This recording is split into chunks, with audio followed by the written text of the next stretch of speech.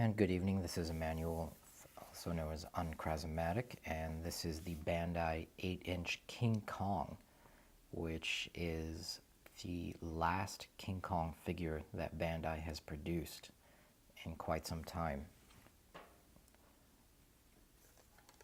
Here's the tag. Made in 1993, as you can see on the, once I get into focus, as you can see there on the tag, and a graphic of kind of a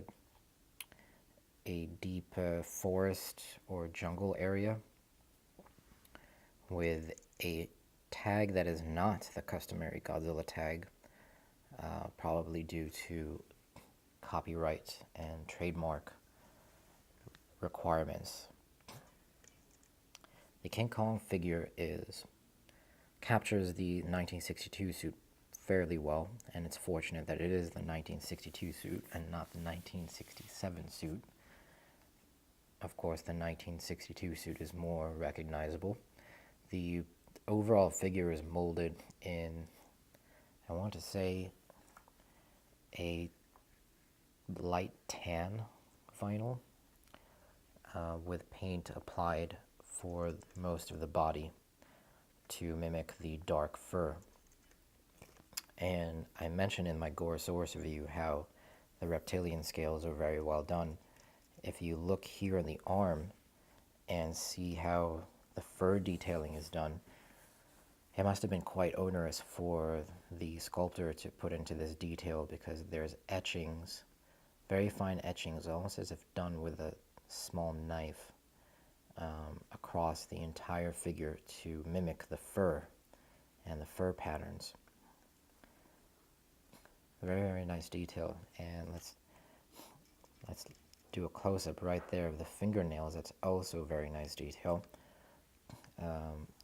Molded fingernails onto the figure, and kind of you can see where the individual digits are molded in, and again have the highlighting for the knuckles. Very, very nice touch.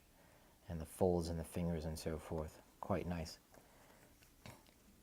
The eyes have a silver paint application. There aren't any pupils, so it may have been just a difficulty with the factory to introduce that level of detail, but it is one drawback to this figure if you had to name one. One of the more popular Bandai figures, of course, King Kong is a difficult figure to retain the license for. As I mentioned before, this is the last King Kong figure of any kind that Bandai has been able to produce. It has been about 25 years since this figure has come out. Articulation-wise, the arms are able to articulate fairly well, and just the legs with some degree of articulation. And there he is with his Mechanicon counterpart from King Kong Escapes. Of course, this is the 1962 Kong, as I mentioned before, and not the 1967 Kong. So we'll set him off to the side. And of course, we need to compare him with King Goji, and the comparison is a bit one-sided from a stature and size standpoint. The King Goji figure is one of the larger 8-inch Bandais, and as you can see, the height difference is quite large, relatively speaking. Do I have my tape measure? No, I don't have it on hand, but they're both in the 8-inch scale, believe it or not. If you don't have either of these, the King Kong, I would say, is the more difficult figure to find with the tag. The King Goji figure with the tag itself is among the most difficult Bandais to find. This one I have with the tag and the plastic bag and the insert, and I may do a review on him at a later time, but there are bootlegs of the King Goji figure, but I don't believe that there are any bootlegs of Kong.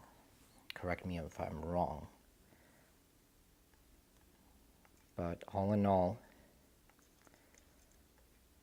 due to the popularity of King Kong here in the West, and also the scarcity of officially licensed King Kong figures within Godzilla toy lines, I think that this King Kong from Bandai is a must if you're into Godzilla collecting, and is a definite must if you're collecting Bandai. So this is the King Kong Bandai 1962 8-inch figure.